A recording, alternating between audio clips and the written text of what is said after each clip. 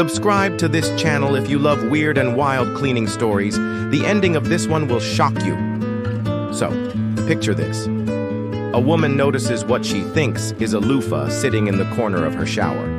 It's been there for weeks.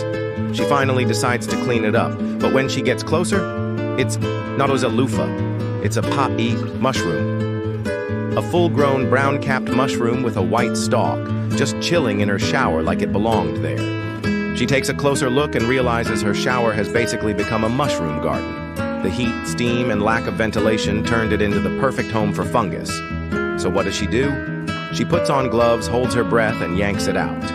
But when she lifts it, boom! There's more mold growing underneath it. Thick, black, slimy stuff. Experts say this kind of mold can be toxic. The kind that messes with your health if you breathe it in for too long. She had to deep clean her entire bathroom, buy a dehumidifier, and now scrubs her shower daily. She even admitted she gets nervous every time she sees a real loofah now. Moral of the story? Never ignore a loofah in your shower, because the next one might be alive. Told you the ending would shock you.